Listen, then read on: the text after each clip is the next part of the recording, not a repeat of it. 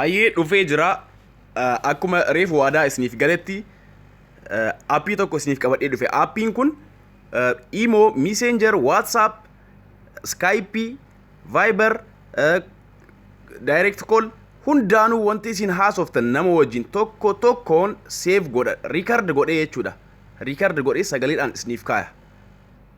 Aappii san isiniif qabadhee dhufe baay'ee jaalatan. Namni baay'eenis ammoo na gaafachuu turtan. Akkamitti waraabuu dandeenya jettanii na gaafataa turtanii. Aappiin kun baay'ee salphaadha. Aappii kana buufachuuf Play Store seentan.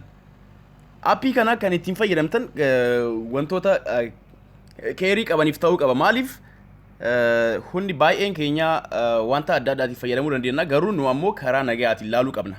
Fakkeenyaaf namaaf bilbiltanii bilbila osoo biyyatti yookaan naannoo biraa bilbiltanii lakkoofsa namaa yookaan waan tokko isiniif kennuu danda'an qabadhu jedhanii yookaan barruus ta'e yoo osoo hin qabatinis afte aappiin kun sagaleedhaan siif kaa'ee jechuudha. Gaafa yaadates aappii kana seentee sagaleedhaan lakkoofsas ta'ee wantoota biraa qabachuu dandeetta jechuudha. Isin karaa nagaatiin yaada.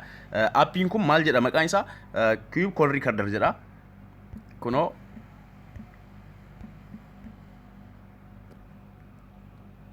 Kunoo aappiin kana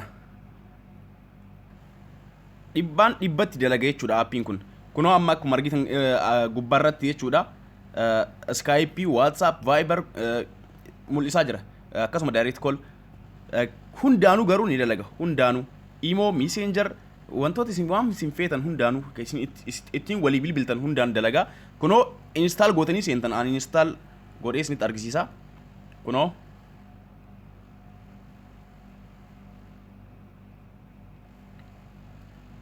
okay, bu'ee jira.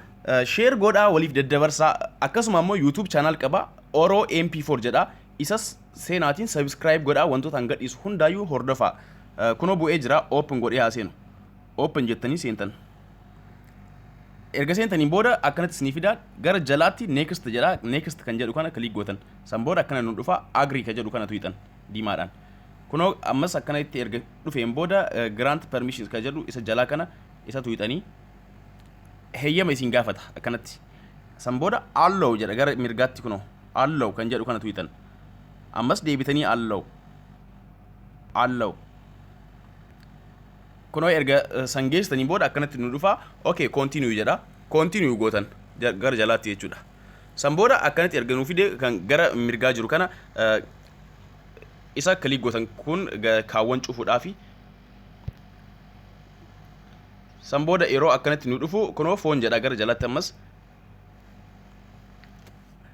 Akkana san booda keessaa erga akkana nu fideen booda kunoo gubbaa irratti jechuudha. Sarara sadiin jiru gubbaa irratti. Ani amma homaa ittiin waraabne silaa isinitti argisiisa. Sarara sadii gubbaa irra jiru kana click goona. Click erga goone booda as biratti xiinxala laala sirritti. Erga isa tuqineen booda kunoo maal jedha recording jedha gubbaarratti. Recording kan jedhu kana tuqina. Erga tuqineen booda kunoo gubbaa out recording kan jedhu kana jechuudha. Yoo akkana ta'e isiniif waraabu. Yoo off ta'e jechuudha kuni.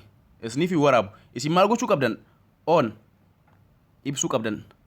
Akkasuma ammoo jalatti kunoo kanallee akkanatti hin waraabu jechuudha. Aappiidhaan hundarraayyuu save isiniif godhuu danda'u direct irraa yoo ta'e malee. Isas in ibsitan. Akkanatti erga isa tuqxaniin booda akkanatti isin dhufa. I understand kan jedhu kana asirraan cancel jedha. Gara mirgaatiin ammoo I understand jedha. Isa tuqxan I understand kan jedhu kana gara.